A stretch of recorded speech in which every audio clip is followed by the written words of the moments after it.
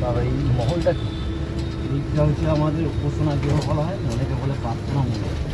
আমরা যে এত গান বাজনা এখানে শেখানো হয়, পড়ালেখা শেখানো হয়, এখানে কিন্তু দেবদেবীর পুজো হয় না, কিন্তু সরস্বতী পুজো এখানে প্রার্থনাই হয় না। মানে ওনারা ব্রহ্ম ধর্ম ছিলেন তো, তাই ওনারা কিন্তু ঠাকুর বা মূর্তিতে বিশ্বাস করতেন, ওনারা নিরাকারকে বেশি বিশ্বাস করতেন। তাই এইখানটাতে ওনার বাবার খুব ইচ্ছা ছিল, ওনার মহাশয় দেবনাথ ঠাকুরের খুব ইচ্ছা ছিল এরকম একটা পারিবারিক নিরাকারে বসে থাকবে। আচ্ছা, সেই কথাটা ওনার বাবা থাকাকালীন হয়, তারপরে উনি বানিয়েছেন দেবনাথকে। কাঁচগুলো হচ্ছে বিলজান থেকে আনানো, টালিগুলো হচ্ছে ইটালির। আর এইটা বছরে 4বার করা হয়, ওনার জন্মদিন, ওনার মৃত্যুদিন, 7ই পৌষ, বসন্ত ঋতু। এবং 3 ঘন্টা 4 ঘন্টা করে একটা করে প্রোগ্রাম। কিন্তু ভেতরে কিচ্ছু নেই, চারদিকে 16খানা দরজা আছে, বাকি ভেতরে যেমন সিমেন্টের বাড়ি হয়, ওদের একটু দামি সিমেন্ট বানানো বা টাইলস দিয়ে বানানো, মানে আসবাবপত্র কিছু নেই? কিচ্ছু নেই। মানে বসে শুধু ধ্যান করে। এখনও প্রতি বুধবার স্টুডেন্টরা ধ্যান করে। যদি আপনারা কেউ এখন মানে পড়াশোনা করে, তা আপনি আসলে আপনিও দেখতে পারবেন।